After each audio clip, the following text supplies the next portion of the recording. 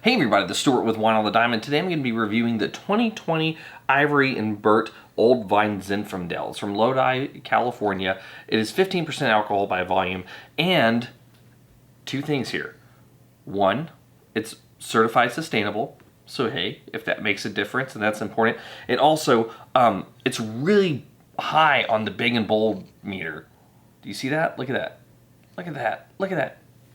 Anyway, let's get to this wine. All right, from a color standpoint, I'm going to give you a medium ruby, no artifacts, no cloudiness. On the nose, woo, okay, well, this really does fall on the big and bold side. So first thing I'm getting is this black cherry. There's a little bit of like a raspberry that's popping up. There's a little bit of a blackberry. It's an interesting mix between light and dark fruits. There's a little bit of a strawberry note going on in here. There's like a touch of vanilla, a touch of smoke, but this is one of those where it is big, it is bold, as the back of the label suggested, but this is where having a nose like mine, where I'm a little bit sensitive to alcohol, like 14, I'm starting to feel like it's kind of getting high. 14 and a half really feels high to me. 15, I'm burning my nose with every sniff of this thing. And speaking of the nose is medium plus on the alcohol, medium on the actual characteristics. Yeah, and I'm gonna say it's kind of rounded off with like a little bit of a cinnamon note and some black tea. Anyway, let's see how it tastes.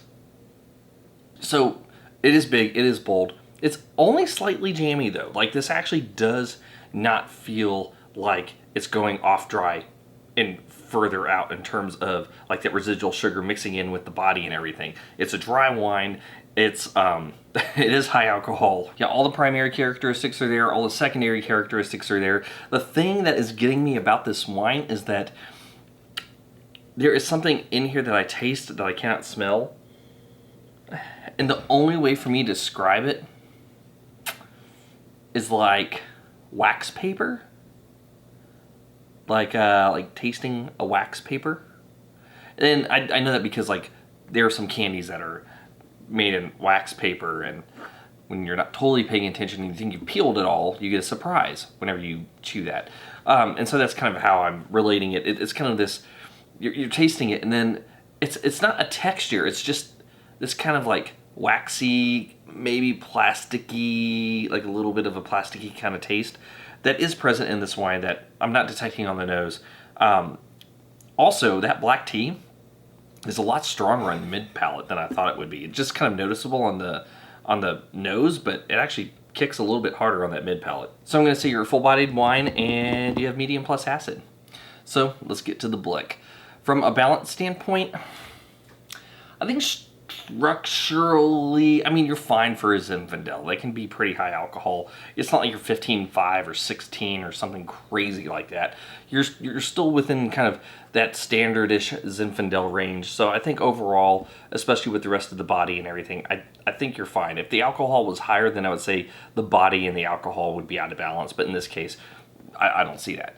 Length, medium finish, half a point. And really goes on longer, but it's that plasticky kind of note that I was mentioning. It's plasticky, wax papery alcohol that goes on for about another 10 seconds or so. So I end up taking another sip before I let that finish because I don't find it pleasurable. Intensity, medium on the nose, medium plus on the palate, so I'm going to give you half a point.